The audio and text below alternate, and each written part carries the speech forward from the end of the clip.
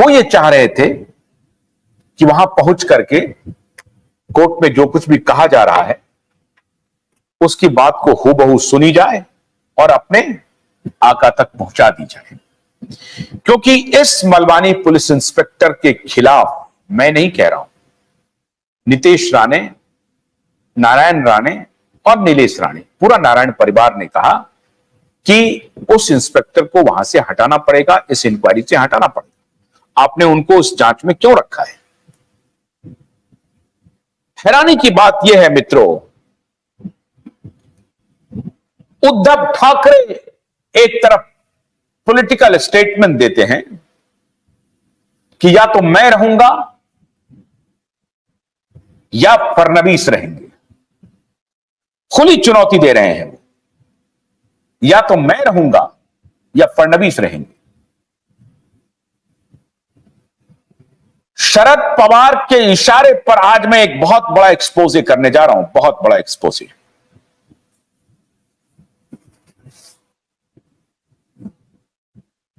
शरद पवार के इशारे पर कौन किसको फिनिश करना चाहता है, यह मैं आपको एक एग्जाम्पल दे रहा हूं और आप सुनिए।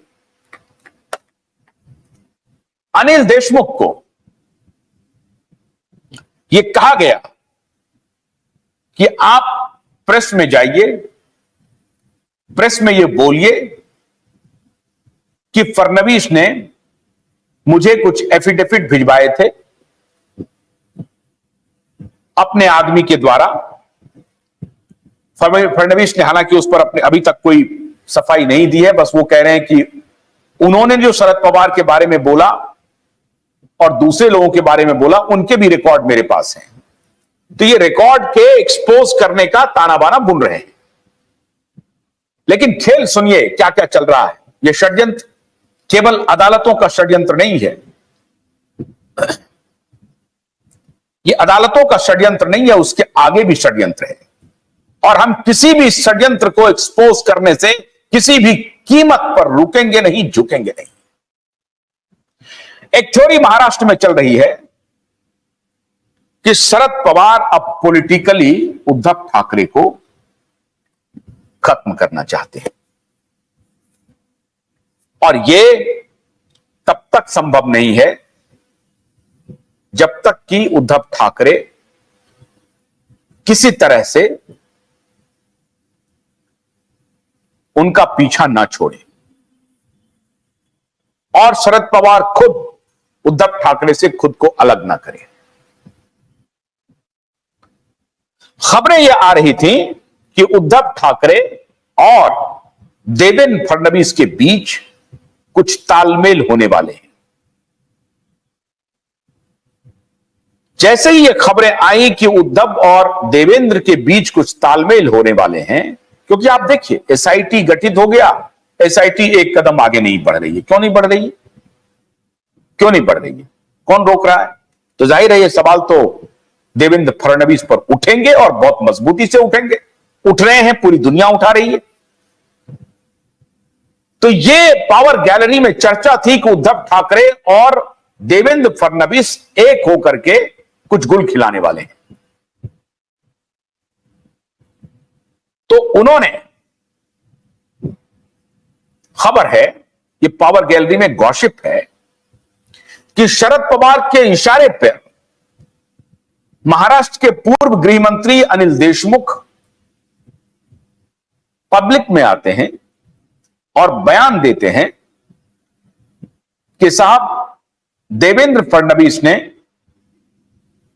ईडी और सीबीआई से बचने के लिए उन्हें एक ऑफर दिया, और उस ऑफर में यह था कि दिशा सालियान के केस से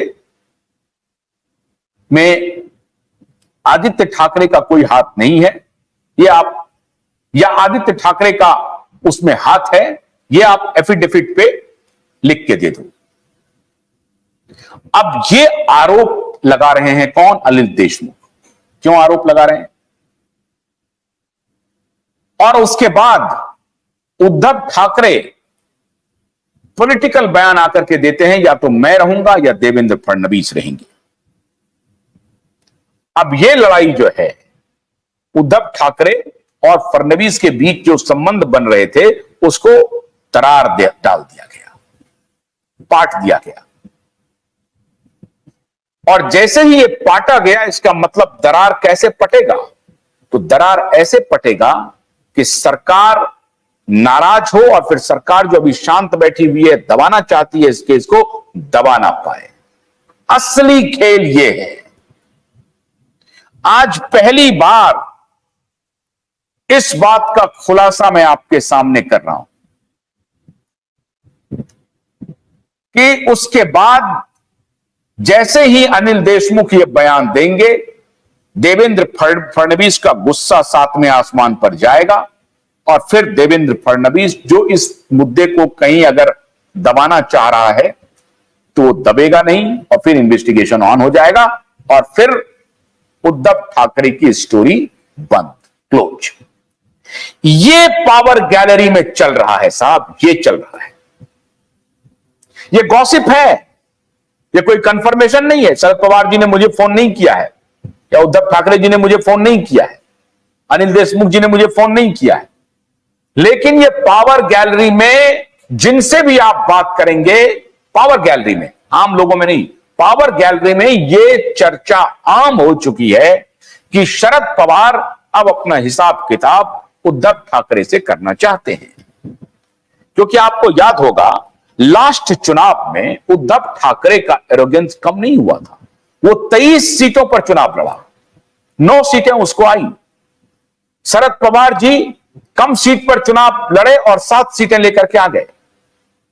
तो उनको लगता है कि साहब अगर ये मल्टी कॉर्नर फाइट होता रहेगा तो एनसीपी शरद पवार कमजोर होगी, और इसीलिए शरद पवार ने अब ये नया दांव चला है।